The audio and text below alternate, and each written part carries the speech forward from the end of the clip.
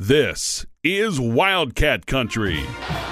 Larson tipped it. Love has it. Lewis slams it, and Arizona wins it. The inside scoop on the Arizona Wildcats. It's Gunnar Maldonado. He's got blockers.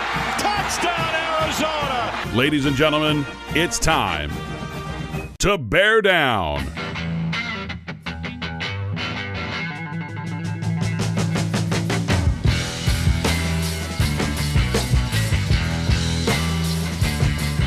Welcome to another edition of Wildcat Country presented by Harrah's Auction Casino.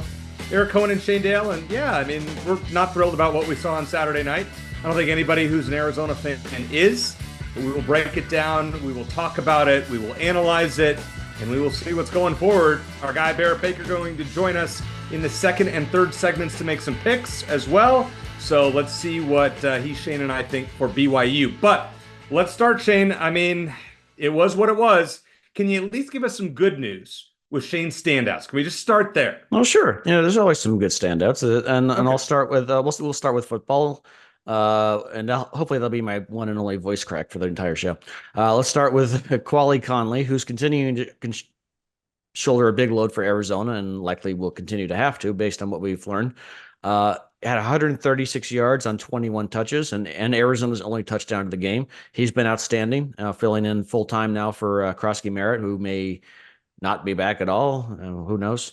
Tyler Loop, Big 12 Special Teams Player of the Week. Missed a 48-yarder, I know, but he went 5 for 6 on kicks. He's as close to automatic as you're going to find in college football. And Trey Smith continues to be impressive on defense. 7 tackles, 1 TFL, half a sack. He and Conley have turned out to be some pretty important transfers from San Jose State. So I think a lot of Arizona fans kind of were like, coming over from mid-major, who cares? But not mid-major, that's basketball, group of 5, but that they've been fantastic for Arizona. Beyond football, Arizona soccer, Narissa Fultz scored her first ever goal at the college level to help Arizona beat BYU last week on senior night. Arizona soccer's been pretty good, maybe in contention for a tournament spot. And right. I failed last week to mention the men's golf team for their championship of the Wyndham Memorial Classic. They collectively finished 10 under par for the tournament. Tiger Christensen finished second overall in the individual scoring, in the individual standing. So congrats to him and everyone on the men's golf team on the championship. All right. And this is what you guys have been waiting for. Let's get into it. It is Buy or Sell presented by our friends at Ice Shaker. Go to iceshaker.com. Use promo code Wildcat Country, capital W, capital C, and get $5 off your first purchase. After you do that, please make sure to fill out the post-purchase survey. Mention Wildcat Country, and Shane and I will be very happy with you. All right, Shane. So number one, as last week's win was celebrated, this one's on Brent Brennan.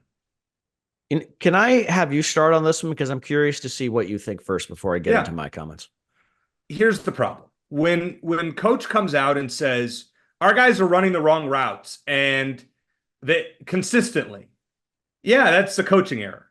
So, I mean, the players obviously are not executing, and I don't think Noah's playing great, but that game on Saturday was coaching. It was a flat out letdown effect. What is it? Some stat I saw that like, the last 6 times that Arizona's beaten a top 10 team, they've lost the following game since. Mm-hmm. I mean, that's natural. Listen, we saw Alabama do the same thing. They lost to Vanderbilt. I mean, that's inexcusable.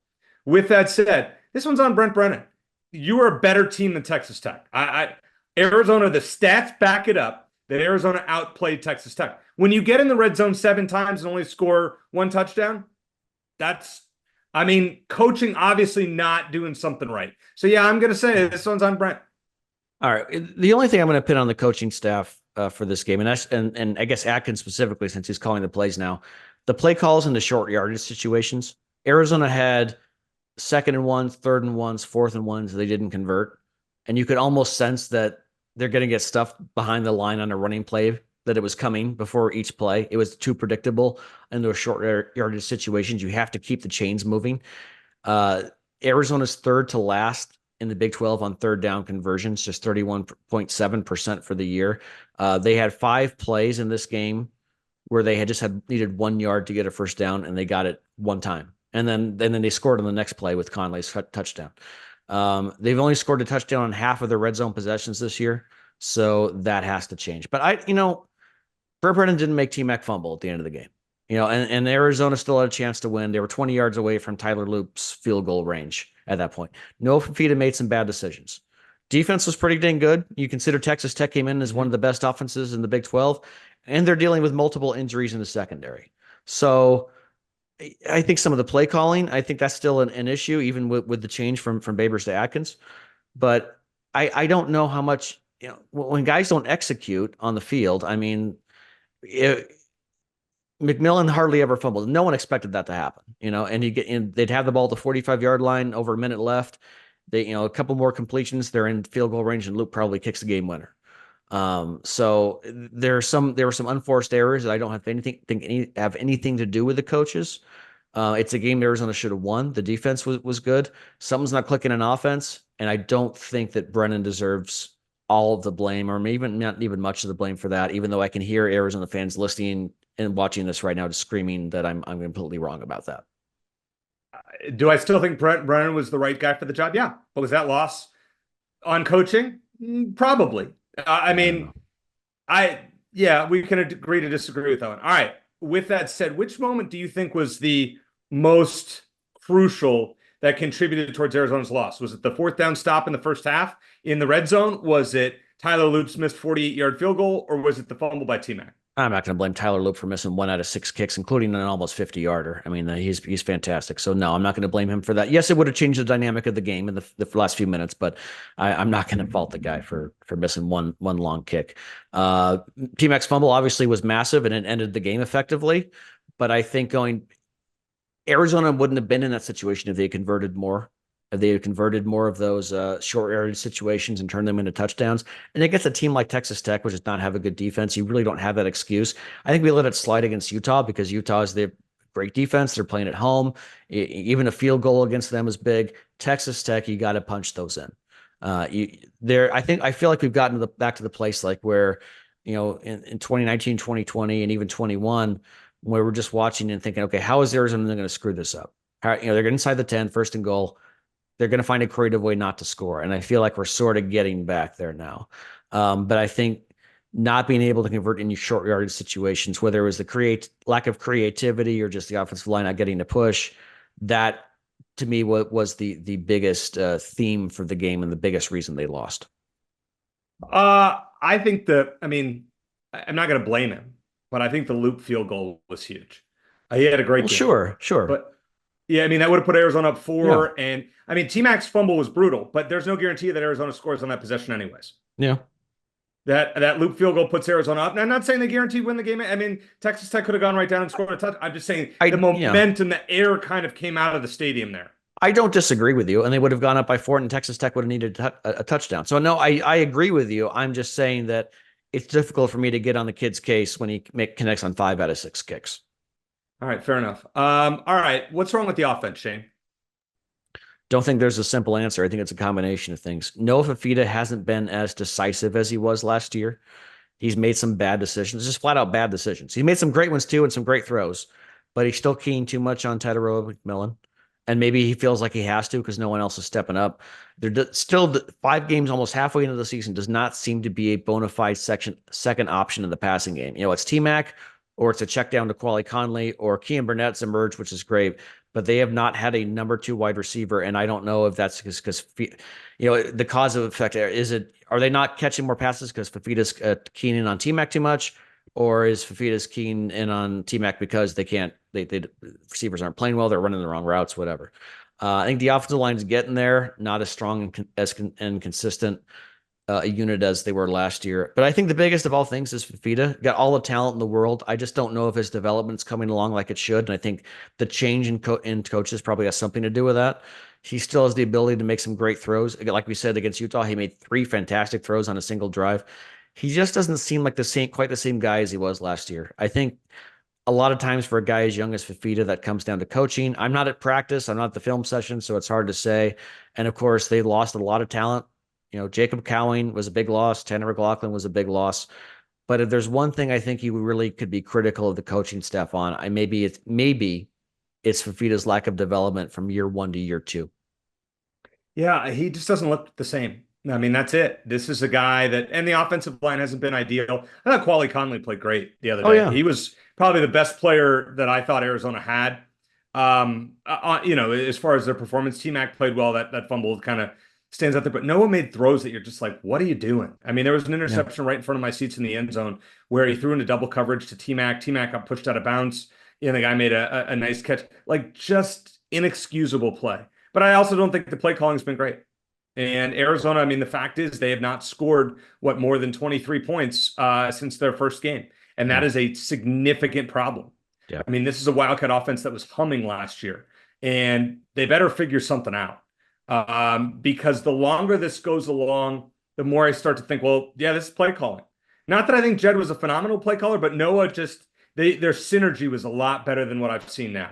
We'll Yeah. find out on Saturday. I mean, we'll make our picks later in the show. We'll see if we agree. I want to see Noah step up, and you know what? But I want to admire this, or want to say this. I admire the fact that he's taken responsibility. His Yeah. family has taken responsibility. They're good people. We had Noah on this program long before he was a He's a Wildcat. leader. He's a good kid. He's a Yeah. good leader, and I trust that he'll make it right. Agree. All right. This one is going to open up the can of worms. Buy or sell, Shane. You are disappointed in the Arizona fan base.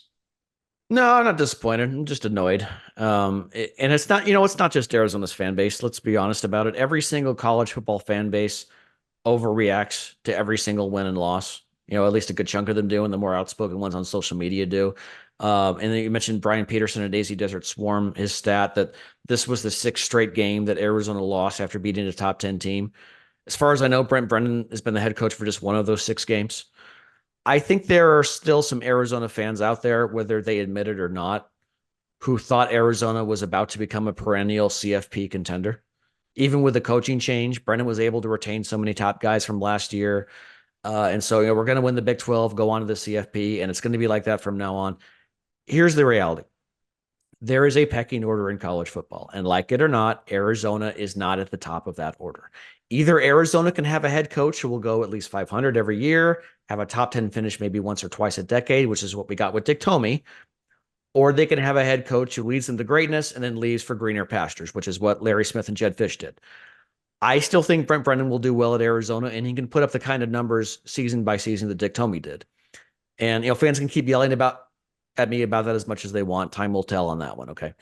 But he's not and was never going to be, in my opinion, a guy who is going to have Arizona in the top 10 every year because it's just not feasible. And I'm okay with that. But as a lot of Arizona fans aren't. And I think that's why you've seen some of them get just a tad irrational on social media these last few weeks. Tad. Huh. All right. Let's start with the attendance. It was a late game. I actually am not going to fault the fans as much as many as some people are. It was a pain in the butt. I didn't get home till 1:45. And I'm a diehard, but I don't blame those who don't want to show up for an 8:10 kickoff. It's really difficult unless you live within 15 minutes of the stadium. Yeah, I don't blame you. A lot of people go to bed early. I understand it. There are no excuses for any empty seats in a couple weeks when it's a 1:00 game against Colorado. But yeah, I understand. I think that game's sold out already, the Colorado It game. is, but let's see how many extra. I mean, if Arizona loses this weekend, let's see how many fair weather fans there are. At least sell your tickets to somebody who actually will go. I am extremely disappointed in certain people on social media. And I don't use the block button on Twitter. And I mean, there's the obnoxious Texas Tech fan that I dealt with and the obnoxious ASU fan who told me that they expected to lose 59-23 last year. Sure. Until I pointed out, he's like, well, we didn't have a quarterback. Well, yeah, you did. But okay, just pointing that out. Arizona fans were absolutely irrational after the game. I admire those of you who will tweet me and say, I am disappointed, this, that, and the other. And there was some others of you that are absolute idiots that were in my DM, or not DMs, but in my replies. Stay out of them. If you don't like it, you don't like what Shane and I say, guess what? You don't have to listen. We're not going to agree and say that everything is the greatest for every Wildcat game. We're not going to do that. If you want that, you're in the wrong place. We're also not going to say, fire Brent Brennan. He's a terrible coach. No, we're not going to say that either because we're rational, unlike a lot of you. There were some of you that were spot on. Couldn't agree more. And I will own it, and I'll say, hey, great point. And some of you are absolute jackasses. And you need to take a long look in the mirror when you go look at your social media feeds. Are you proud of that? Does that make you a better person to go and tweet that somebody's an idiot or this, that, and the other? No, you're pathetic. That's what you are.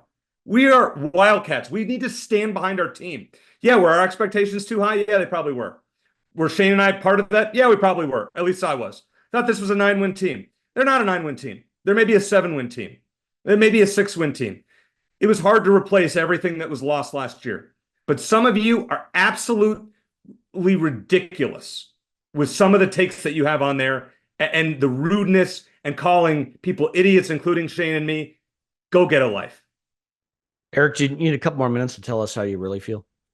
It's literally, and I know, All right. Shane, you are one who believes in the block button. Well, I don't blame you for that. Because I'm getting older, Eric, and I feel like, look, if I don't want to associate people in person if they're jerks, I don't want to associate with them on social media either. So I don't care if they know I blocked them. If you're going to be a jerk to me, then bye. That's it. So that's pretty simple for me. It's pretty cut and dry. No, I like, people can say what they want. I don't get too worked up about it anymore. I used to. I don't anymore. I rolled my eyes a little bit at the impatience. I feel like we are we want it now culture combined with our expectations were too high. And I think that's really all it is. I mean, I'm glad that fans are passionate about it. But again, I don't think this is unique to Arizona. I think West Virginia fans a couple weeks ago were screaming about Neil Brown and get him out of here. And now they're feeling better about him. Alabama fans who were singing Kalen DeBoer's praises now think that bring Nick Saban back. This is the worst hire ever because they lost one game. I know it was to Vanderbilt, but still it was one game. So that is the nature of college football, sports fans in general, but I think college football fans in particular, it is a very, very passionate fan base. I understand that, Shane, but there are ways to express your anger that, there are people that were pissed that replied to something that I wrote. And I respect it. You have a right to be angry. How do you think I felt driving back at 1 a.m. after watching that garbage? Yeah. I mean, I wasn't happy about it. But am I going to go on some random person or that I don't know's timeline and start ranting about what an idiot they are, what an idiot? No, I mean, if you're saying, hey, I'm disappointed, I don't like the performance, this team better pick it up. They are under, I'm not sure if Brennan's the guy. I understand that. To say you're an idiot for defending Brennan. The guy just beat a top 10 team last week, Shane. Yeah. Goodness gracious. I mean, these people are, there's some, when you hide behind if you are afraid to put your real name on your Twitter profile, tells me everything I need to know because you're hiding behind something. You're a scaredy cat. And you know what? If you're out there and you don't like what I'm saying, good, turn it off. Yeah. Well, and here's the thing with Brent Brennan. I'll just close with this is that I don't think we're going to know after year one whether he was the right guy or not. Okay. Even if they go and beat BYU next week, and we're all feeling better, but I don't think that's going to determine whether he's the right guy or not. I still think it was a good hire, and I think that over time he's going to be liked at Arizona once everyone comes down to planet Earth and realizes Arizona is not Alabama or Ohio State. But it's going to take some time, and you can't make these. You can't just make these blanket statements. You can, but I think you're short-sighted to make these blanket statements after 3 games or 4 games or 5 games, or even after 1 year. It takes time to build a culture. It takes time to get your own guys in there. And if things don't go well right away, then you just suck it up and deal with it. And if Arizona if it continues to not go well, then eventually Arizona's new AD who did not hire Brent Brennan, will make a move. But I think he's going to do well at Arizona long-term. There are some people who desperately hope I'm wrong, which doesn't make much sense to me. But if I'm wrong, I'm wrong. But I think he was a good hire. I think he's going to do a great job at Arizona long term. But I even said before the season, I think there could be some bumps in year one because change is always difficult. And lo and behold, change has been difficult for this program. You got to take a deep breath, give it a little time, and see what happens. I know that's impossible in today's world, but I think that's where we're at. Yeah, I mean, I think the expectations were very high after last year. This team was incredible, and that's why Shane and I both said last year, enjoy it. 10-3, a 7-game win streak to end the year. Enjoy it. You can't just expect that was going to continue. It was unrealistic. You're not Alabama. You're not Georgia. Look at even Michigan. Michigan just lost to Jed Fish the other day. I mean, it happens. They're not their national title team. You have to live it in the moment. And we did that last year. And that's what makes 2023 so special, because it was the best year of Arizona football that we may see for a long time. I hope not, but it's very true. I just think, and I appreciate fans who make cogent points. If you don't think Brent Brennan's going to be the guy, listen, I can't fault you for that. But if you're going to go out and you're going to attack and be rude and and really a jerk, just stay out of my profile. Ignore me. Don't post. I'd rather not. Just do it. Give it to somebody else. Give it to the other people that are baiting it. I'm not interested in it. All right. Number 4, Shane. This is a loss from which the Wildcats will not easily be able to bounce back from. I'll sell that. I don't think it could be difficult at all. I wouldn't be shocked at all if they came back and beat BYU this week. Am I going to pick that to happen? We were going to save our picks for the end of the show, but I'm just going to say probably not. But fortunes change every week in college football. Week 6 was the epitome of that. I mean, we saw so many teams go down. Yeah. I mean, it was, Miami almost did, but Alabama and Tennessee and Missouri, like 5 of the top 11 teams. And look, Arizona's proven they can win in a very loud environment, tough place to play. And if they lose this week, I don't think it's going to have much to do with losing to Texas Tech. I think it's just going to be the fact that BYU is the better team, because they have been to this point. Yeah, I'm going to sell this one as well. I think this is one where it's college football. You bounce back. It's one game. But if this team shows up listless in Provo this week, yeah, I'm going to be concerned. Then we could have a different conversation heading into homecoming next week. So that brings me to the last question, not necessarily by yourself, Shane, but the last question of this segment.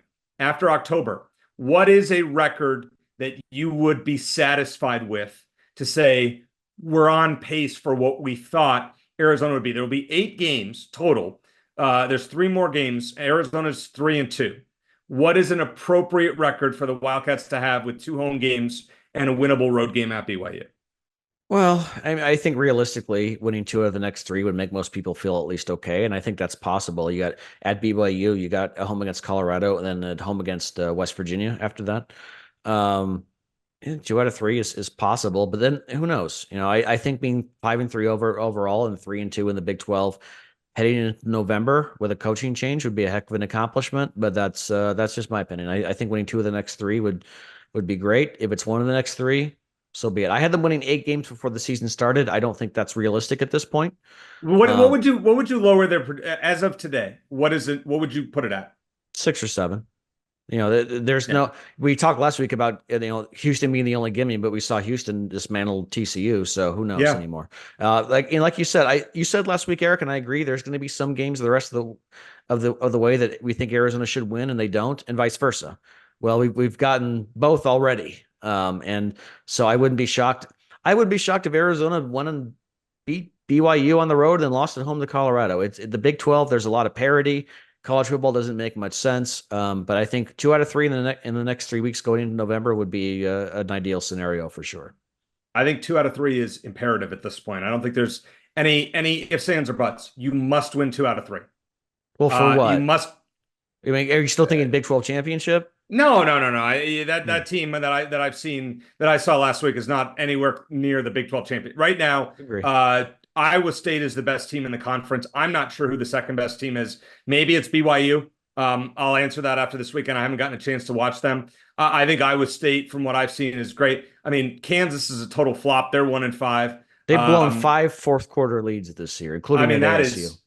That is mind blowing. Yeah, Texas so Tech, I don't think. Texas Tech, good team. I don't think they're that good. I think that's an 8-win team, probably. West Virginia, probably too much work to do. Utah, I mean, their schedule is there. And maybe Kansas State, maybe Iowa State and Kansas State, probably the 2 best teams that I've seen in the Big 12 right now.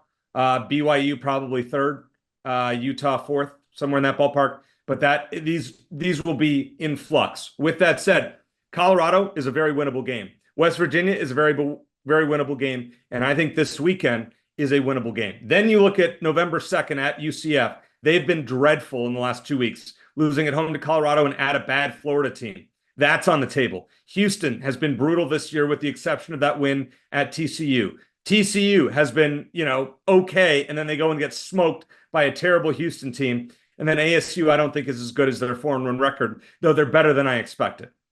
I mean, you can make an argument In a lot of these games that Arizona's going to win, and you can make an argument that they're going to lose. Anything short of 7 wins to me is a disappointment. Just to say that. No, I think that's fair. I think you got 7 games left. It's like trying to, look at the 7 swing states in the presidential election, try to figure out which one's going which way. It changes every single week based on every poll you see, and I feel like our expectations change every week based on every score result you see. So, games that look winnable right now could look not so much in next week and vice versa, because the Big 12 is just so much parity, and a lot of teams that are probably like ranked anywhere from like number 15 to number 50 in the country. That it's just. It's a big cluster, and in every sense of the word, and Arizona's definitely right in there.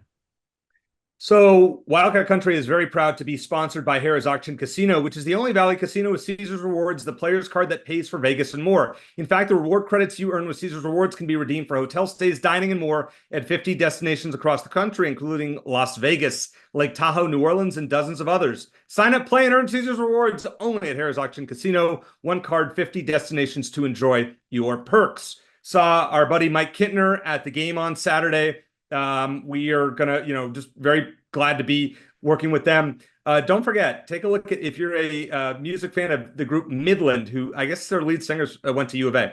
They're going to be performing at Harrah's Auction Casino on New Year's Eve. Hopefully we'll have some tickets for that to give later in this season or later in the year. But check them out, Harrah's Auction Casino, and find out more. Coming up next, Barrett Baker. We need some optimism. He's the guy to do it here on Wildcat Country.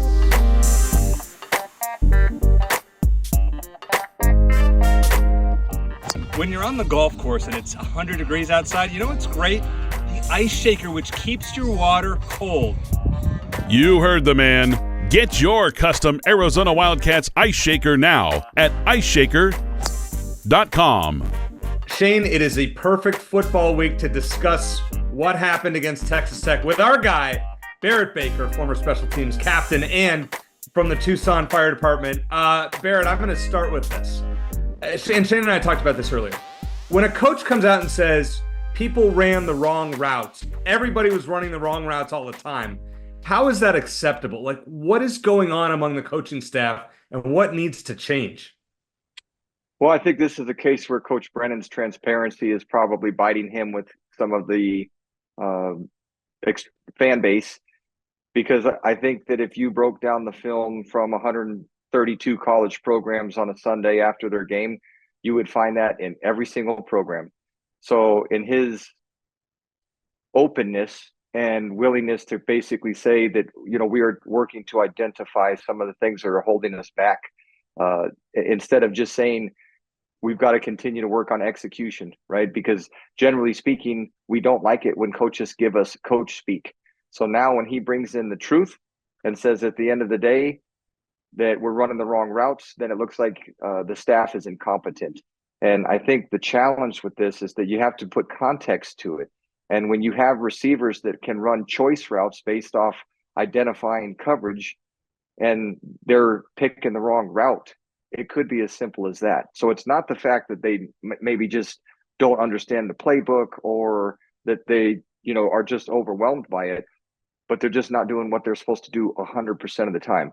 And as you see in a game like Texas Tech, when we get more first downs, more time of possession, more rushing yardage, more passing yardage, literally every single offensive statistic, we outcoached them, if you want to actually just boil down to statistics, except the most important one, which is the score.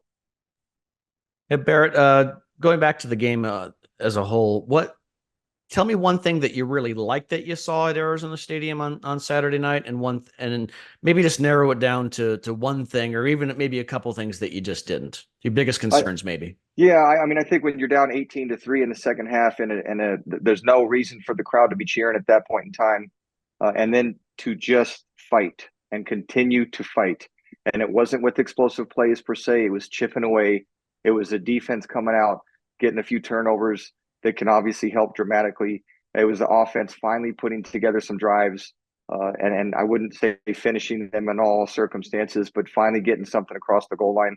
And to take the lead when the deck was stacked against you, for lack of a better description, because we just did not play crisply inside the 40-yard line. And I will remind everybody that I guess I would say 2 years ago, Arizona football's Achilles heel was red zone scoring. And Coach Fish talked about it until he was blue in the face that they were going to fix that. And they came back the next year and they fixed it. And they fixed it because they had some additional weapons. Right now, we're struggling to find those additional weapons. So I liked the fight, and I liked the fact that we fought for 60 minutes. And quite frankly, we did fight for 60 minutes because until we didn't get the onside kick to end the game, we still had a prayer. So I like that. I think the defense, quite frankly, it's comical to me that 2 weeks ago people were saying Coach Aquina couldn't coach and that he was a terrible hire as a defensive coordinator.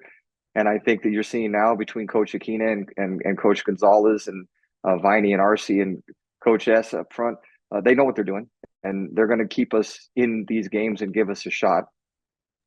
And so I think I like those aspects of things. And quite frankly, the last thing I'd say is that, the running game, and again, the internet is a bad place to go after losses. I mean, it is a terrible place to go, and it brings out a lot of negativity. We are leading the Pac-10 in yards, or the Big 12 slip up in yards per carry. Now that would be unfathomable based off what I read on the internet, because when we complain about how slow developing our plays are, and the running game is so slow developing, when you let somebody pull and one guy misses their gap, then you have Risano or Quali that are busting a 17, 18, 19, and 21 yard run. So you're going to get 2 yards, 3 yards, 2 yards, 3 yards, bam, 21 yards. And the only thing that Conley is not doing at this point in time is getting past the third level and getting past that last safety. Because if he's able to do that, that kid would have 6 50-plus yard runs at this point in time. So I think there are some things that are positive. On the negative, I mean, there's things that you can just point out to there. And the fact is the job of the offense is to score touchdowns, and we're not doing that. And we've got to figure out why. And so I certainly, again, I read on the internet what we're not doing correctly. My eyes tell me differently when I'm at the game. And I think a prime example of that, and it's not to pile on because we know what Fafita, what his skill set is, and we know the level that he can play at. But, when you're on the 25 or 30 yard line and you run a trips right formation and you got Olsen coming open across the middle with no one within 13 yards of him, and we throw a fade pattern that gets picked off in the end zone, you can't do that.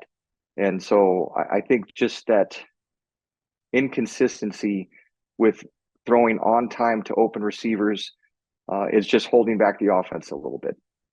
Barrett, what do you think that is? Noah, he's an elite athlete. He's made some incredible throws, but definitely, I don't say taking a step back, but maybe I kind of do. But he obviously doesn't have the kind of weapons he did last year either. Do you think that Fafita's like his growth and development maybe has hit kind of a snag, or what are your thoughts? I would say that while he is a third year in the program, that it's his first year in the program, because everything with a new coaching staff and new offensive philosophy is different now. And to your point, I'll hit on that real quick. 5 guys off of offense that are on NFL rosters today. 5. Yeah. You got Wiley and Williams as the running backs. You got Tanner. You got Jacob Cowing, and you got Morgan. Right. That's 5 guys that you don't replace. Who have we replaced them with? Key Burnett for the last 2 weeks has finally showed a little of that potential that we heard so much about. He looks very athletic. Who else? And so while Quali and Risano are doing great from the running back position, are they NFL running backs? Because that's what we had to replace. So I think just finding out what we're good at. And I will say that there is such a chemistry and compatibility between Noah and T-Mac that is always going to be something that he feels probably 100% of the time that he can still bail out and throw it to him, and he's going to make something happen. And unfortunately, it's not happening right now. And college defensive coordinators aren't dummies, and they're going to do everything that they can do to bracket and take away T-Mac until we can spread it around and start hurting them with some other weapons. But Lemonius, I mean, he had a great game 2 weeks ago, and then, he hasn't really been in the box score since then. And there's, outside of Key Burnett, is there anyone other receiver that has anything more than 3 catches? And I think the answer is no. So we're definitely struggling at the wide receiver position, just being on the same page, whether they're open or not, whether the tight ends are open or not, they're not on the same page. So if they are open, the protection is breaking down. If they are open and the protection holds, Noah might not be trusting it, and he's getting out of the pocket early. I mean, there's just so much when it comes to the timing of a passing game, and I don't think it's that far off. We still, again, had over 400 yards in this last game, in which everyone said that we have the most inept offense in the world. So we can figure it out. And I think if you look back last year, we were kind of in a similar spot after the Stanford game where we were sputtering, and then we finally unleashed it, put it on the same page, and won 7 in a row. All right, so Barrett, here's an interesting stat from Justin Spears of the Daily Star, courtesy of Pro Football Focus. Fafita's averaging 3.18 seconds in the pocket. He averaged 2.55 last year. He never had a game with 3+ seconds in his time to throw last year, and he's had 4 games this year with that much time to throw. Really interesting. So he's having more time. So the offensive line's doing something right, yet he's not making the most of it. So does this come down to just receivers not getting open, guys running the wrong routes? Like, what do you attribute that to? I think some of that could be throwing on time, and I think this is where you kind of get into the nuance of offense. But and Coach Brennan kind of touched base on this in his press conference today. What are your progressions? What are your reads?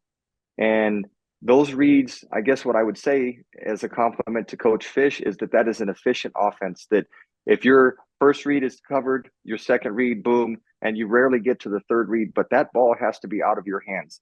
So while we are having great protection, I mean, at least the last few games, the pocket is sound.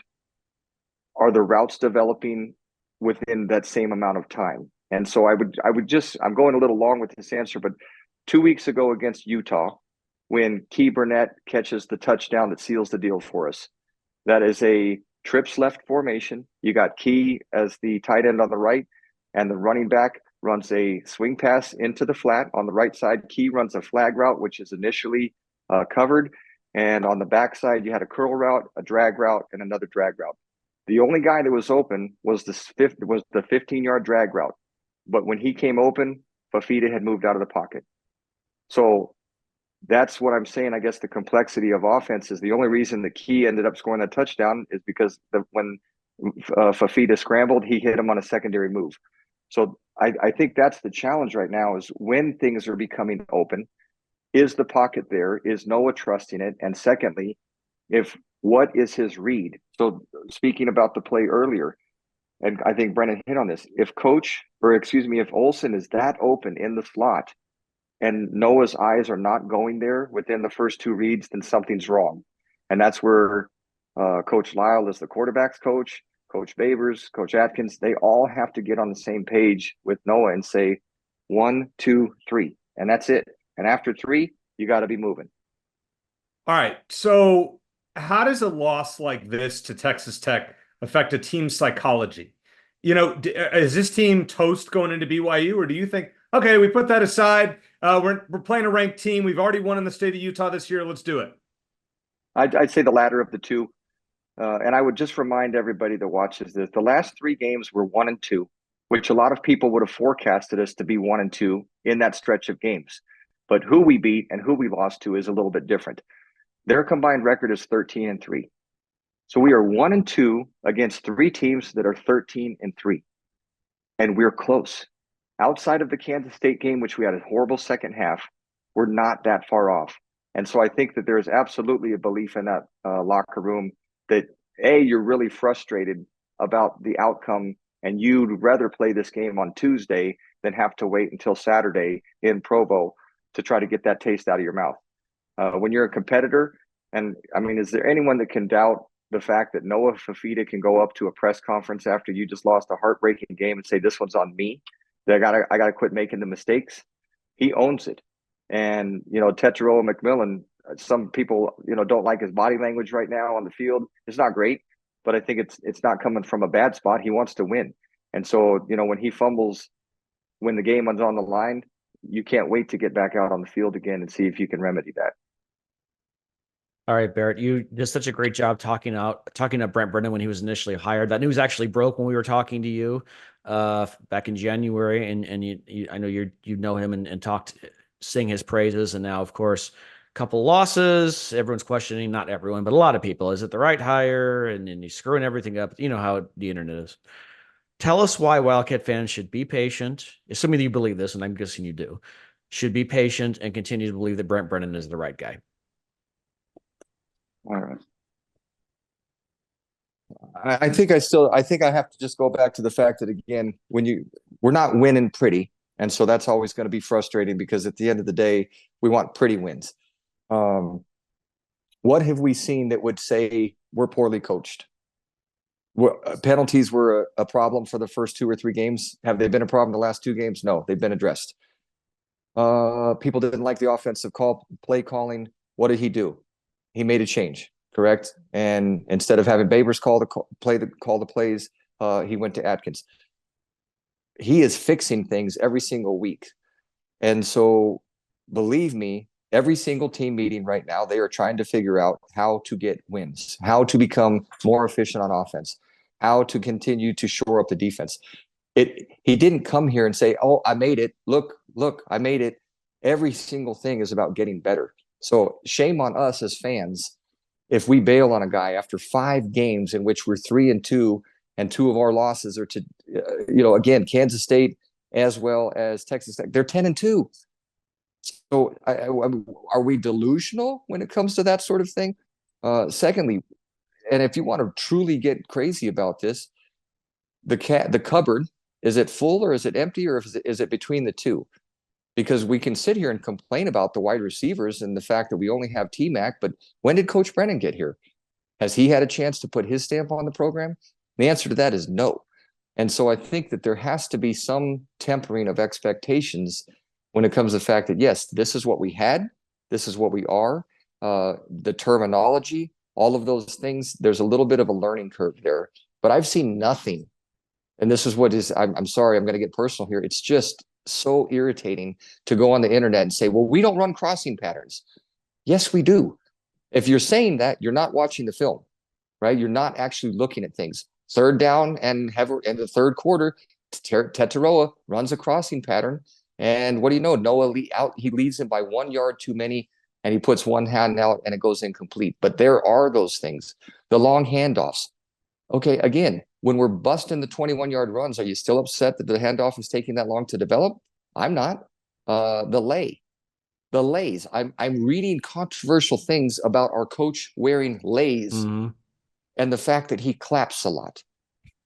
If you want Jacob Manu, if you want Jonas Savagnia, if you want Noah Fafita, the next wave of those guys, do you think it's important to connect to the Polynesian community? And do you think that gesture is respected by the Polys? That when they say, oh, Arizona football, Coach Brent Brennan, he's a real one. So I think that's the part that is so irritating to me, is that we have a fan base, and not all of them, that we have great fans. But when we have people that can sit there and just talk about the fact that we're getting out-coached, please explain to me what that means to you.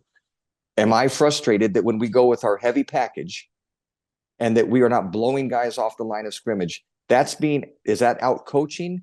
When we expect after 5 games that we can get 1 yard. Now, what can we do off of that? We tried 3 different run formations out of 1 formation. So, is that being out coached? I don't know. Those are the things that are challenging to me. Those are the things that get my blood boiling, but I'm certainly not going to jump ship after 5 games. Yeah, I'm with you. And I've said this so many times. I think Coach Brennan is a victim of his own success in terms of bringing back so many top guys, because then the expectations get raised. And if you don't meet those, you're going to be maligned for it. Last question for you, Barrett. Speaking of the fans, a lot of empty seats against Texas Tech. It was an 8 p.m. kickoff, so you get that. It's still hot outside, etc. Maybe it's my faulty memory, but I feel like Arizona Stadium used to be full on a more regular basis back when you were playing, and even before then. Do you see a kind of a decline in interest in Arizona football overall, or is it just not a good look for the stadium? No, that's a great question, because when you see sellouts at other places, then we would expect to see that here. But I would say that we are an absolute victim of television. And when it has become so easy to stay at home and just watch the game in the confines of your air-conditioned home, 8 o'clock, I got home at 12:20. So how many hardcore fans, and let's be honest with you, you have a student section, you have middle-aged people that go to the games, and you have an elderly population that also try to go to the games. The students are going to bail at halftime to go do what they have always done. And then I don't want to, to be too rude about this, but there's a lot of people that win, lose, or draw. They always leave at the end of the third quarter because they want to get home and beat the crowds. So I just think that when back in 1997, when the game was either on ABC or NBC, and if it didn't get picked up, then you had to go to the game or listen to it live on the radio. And if you didn't do that, you watched it on KTTU on tape delay at 10:30. And that was the options. So there was an incentive to go to every single football game so you could actually do it. And the counter to that now is that every single game is on TV. And unless you're a hardcore football fan, you truly want to be there. It's like, okay, what is Texas Tech? It's a new squad that we don't have anything, a real rivalry. I'll just stay home. So I'm disappointed. I think coming off the Utah win and first game of the Big 12 conference, and Coach Brennan, Coach Fish, Coach Rodriguez, Coach Stoops, Coach Tomey, all have talked about the importance of a home field advantage. And I will tip my cap to the students. I think the last 2 years they have been phenomenal with that. And we've got to get everybody else on board. Yeah, Barrett, I think you make a great point. I got home at 1:45. Yeah. It's terrible. And Shane and I talked about this on last week's show. I mean, when Fox has this window, and then later in the year, Arizona has an FS1 game on a Friday at 8:15. I mean, if the Wildcats aren't great, do I want to go drive 2 hours each way on a Friday after working? But you do that anyway. Well, I'll tell you what, Shane, if they're going to play middling football between now and then, I don't think I can find anybody to go with me. Nobody's going to want to go to that game and drive down for that. If it was at 7:00, it's a different story. Yeah. But for an 8:15 game, I mean, that is with the 2.5 minutes for TV timeouts. I mean, that's a thing. So that's a great point there, Eric. A game used to be with no TV, right? It was a 3-hour game. You're pushing 4 hours now. And when you get an 8:00 start time or a 7:30 start time, it's just hard on families. And I mean, that's who's going to go, right? That's who you need to be there. Is you need people that bring their sons and the daughters and their cousins and this and that.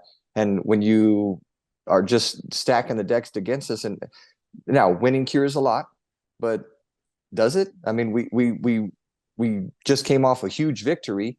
We've got all this, hullabaloo and all this positive energy about the program, military appreciation night, like everything is there, and you walk into the stadium and it's just ejecting almost. Yeah, and listen, I'm not going to fault the fans for that. Shane and I talked about it earlier. I fault the fans for the social media part after the show or after the game. And I don't want to go over that again, but that's where I have the issue that people are jerks on social media, hiding behind an emoji or a picture without even showing them their full name on there. They're pathetic, and that's disgusting. Can I say one thing about that real quick? Yeah. The coach, I hear all of this stuff about, well, San Jose State, obviously he's not ready for the big time. And when you have to explain it to somebody that is just after 5 games already in that camp, it's probably not worth your time. But do you think that San Jose State is going to compete against the USCs of the world when you're at San Jose State? And the answer to that is no, because you are getting 2- and 3-star recruits at San Jose State, because all the 4 and the 5s went to UCLA, Stanford, Cal, and SC. So you have to do more with less. So what would you judge that person based off of? Conference championships, correct? When everything is equal and you're playing against teams that are the same, can he win? And he did. He did win conference championships at San Jose State, especially when you look at the record after his first 2 years when, quite frankly, they were abysmal, right? They were like 1-22 or something. So after his second year, what did he do with that program? Now, is there going to be a learning curve at Arizona? Absolutely. But shame on us if we think that you're just going to take some, magic wand and all of a sudden it's just going to be a national championship team here. So give the guy a break, let him put his stamp on it, and don't jump ship and say, work with, the Lays, the San Jose State. We just haven't done that to any previous coach, and it almost just seems like there's an agenda from people that are doing that. Coach Fish left us. That's the other thing. He left us, and he left us late in a hiring window. So, I mean, can we kind of put that in context? Who did they think that we were going to go out and get at that point? But I think Coach Brennan's the right guy for the job, and I think that time will prove that. Very well said. Now, coming up next, will you think that Arizona can beat BYU? I mean, not the easiest way for me to say it. Shane, myself, and Barrett will make our picks coming up after the break.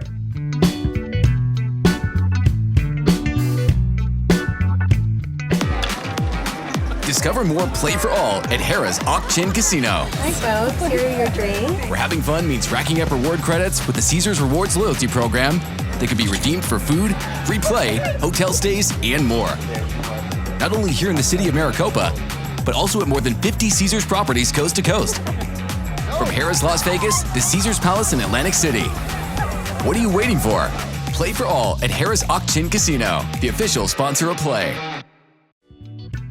All right, it is time for picks here on Wildcat Country. Barrett, Shane, and I will make them. Let's start with our upset special. Oh, first of all, let me give the standings. We both, Shane and I, you and I both had 5, and Brad had 4 last week. I have 29 points. The guests have 28. Barrett had a 6-pointer the other week, and Shane has 23. So let's see what we can do. Got that upset special. I got it last week. Yeah, you did. Upset special. Shane, start with you. What do you got? All right, I'm going to go with North Carolina as a 6-point home underdog against Georgia Tech. They've lost 3 in a row, but I think this is the week they get things back together. Don't think Georgia Tech is that much better than North Carolina, so give me the Tar Heels at home. Barrett, what do you got? Cal over Pitt. I think that they got to wipe the yucky defeat out of their mouth and see if they can knock off Pitt, who's ranked 22nd right now. That was my that was almost my pick, Barrett. Almost. Okay.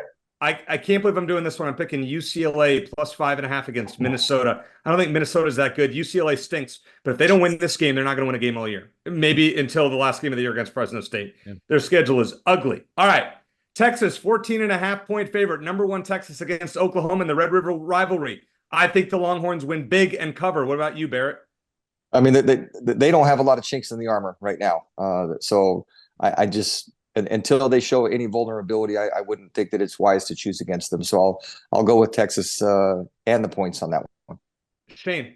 Yeah, if Quinn Ewers starts, I think this is the game where Texas can cover, but it's also a rivalry game. As we all know, rivalry games tend to make even less sense than the average college football game does. So I think Texas wins, but I'm not going to pick them to win by more than 2 touchdowns. At USC, Shane, we'll start with you. It's difficult to know what to make of USC. They lost some close games to some pretty average teams, and I'm including Michigan in there. I think Michigan's actually pretty average this year. I think USC keeps it close, but I think Penn State finds a way to win by at least a touchdown. Okay, Barrett? We owe nothing to USC anymore. So I think Penn State obviously looks pretty good.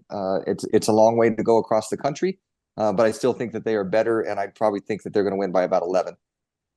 James Franklin is fraudulent against real teams. See his record against Ohio State and Michigan. USC is a real team. USC wins the game outright. You just said they stunk. Nice. I said that Lincoln Riley's not a good coach. Okay. But James Franklin is fraudulent. Okay. And it's fraud against fraud, Shane. You got to pick one fraud or you got to pick the other one. Going with USC at home. I don't like Lincoln Riley as a coach, and he proved it again on Saturday. Ole Miss, minus 2.5 against LSU. That's number 9 Ole Miss at number 13 LSU. I like Ole Miss to win this game by at least a touchdown. I don't think LSU is that good. How about you, Shane? Yeah, I'm going to go Ole Miss. Neither team's really been tested too much, but I think Ole Miss is the better team. USC really hasn't been that impressive, so give me Ole Miss on the road. All right, how about you, Barrett? Lane Kiffin versus Brian Kelly. I'll go with the Lane train. I think that's a good pick. All right, we're all in on Ole Miss here. How about Kansas State minus 5 against Arizona's opponent next week, Colorado? Barrett, we'll start with you. I mean, Colorado's dangerous, but they've got some weapons to be sure. But Kansas State, I was still impressed by them. I think they're good on both sides of the ball, and I don't think Colorado's good on both sides of the ball. So I'll go with the K-State Wildcats. Shane? Both teams are coming off a bye. I think the crazy win against Baylor gave Colorado a lot of confidence. K-State's the better team. I think it's going to be a close game. I like K-State by a field goal, so I'm going to say they don't cover. Colorado's run defense still stinks. Kansas State's going to run all over them. Kansas State by 10+. Going with that. Okay. How about Iowa State? They are one of the favorites in the Big 12 now. They're at West Virginia, who just, Shane, you were big on West Virginia earlier in the year. They just spanked Oklahoma State. Yeah. Where do you stand on this game? I'm actually curious. Yeah, I want to be back on the Mountaineer train, but I think Oklahoma State is just that bad right now. And Iowa State has the best defense in the Big 12. So give me the Cyclones to win and cover on the road. Barrett. I think this is almost throw a dart at the dartboard for me. I like Neil Brown when he was at Troy, and I think it's taken him a little longer to have success at West Virginia than I anticipated. But Campbell's just always got his team ready to go, so I'll still go with Iowa State. All right, the game of the early season, Ohio State -3.5 at Oregon. Cannot wait for this one. I think the Buckeyes are the best team in the country. I think Oregon wins the game outright, and I think Ohio State will beat them once or twice down the road. Barrett, what do you say? I have to pause just for a second to kind of take all emotion out of it. I think Oregon has just still been a little bit up and down for me, and I just think Ohio State is a little more complete team right now. Shane? Yeah, Oregon was my preseason pick to win the Big Ten, but after what we've seen so far this season, I just can't pick against Oregon State right now. Dylan Gabriel just makes too many mistakes. Ohio State will know how to capitalize on them, so I'm going to take Ohio State to win and cover. Okay, now here at Friday night, can Utah bounce back after a bye week at ASU? The Utes are giving 6.5 points. Barrett, do I even need to ask you what you're picking here? Utes. There we go. Okay. Shane? I'm honestly disgusted that ASU is 4-1 right now, and so I pray that Utah goes and just puts a spanking on them. Me too. Well, I think this game is going to be a close, low-scoring game. Utah should be able to neutralize Camp Scatterbo in a way that other teams probably haven't been able to. But Utah's offense is in a funk, and even if Cam Rising returns, and who knows if he ever will, I don't know that's going to change right away. So I think this is a 16-13 kind of game that Utah probably wins, but I'm not going to take the Utes to cover. Fair enough. All right. ASU always plays Utah very tough, too, for some reason. They do. Yeah. I'm taking Utah to cover. That line's kind of funky, so I'm not overly confident in it. I think it's, between 7 and 10 points, but I could see Shane being right on. I don't know if it's going to be that low scoring, but all right, fair enough. All right, here we go. Arizona at BYU. BYU is a 4.5 point favorite. Shane and I gave the stats. BYU is a vampire team. They play badly when they are during the day when there's sunshine. Barrett, give me a score prediction on this game. Well, and I also think that their strength is throwing the ball, and I think our strength is taking away that. And so, optimism abounds all the time for me, and I think we come up 27-14. You think we win 20? You think we're going to win that much? Wow. Why not? At some point, it's gonna click. We scored 23 against Utah, correct? On the road, and so let's put 4 more on there. 27-14. Shane. Let's hear it. This is a suspiciously close line and one that makes me wonder if Vegas knows something we don't. Maybe they're taking the vampire thing into account.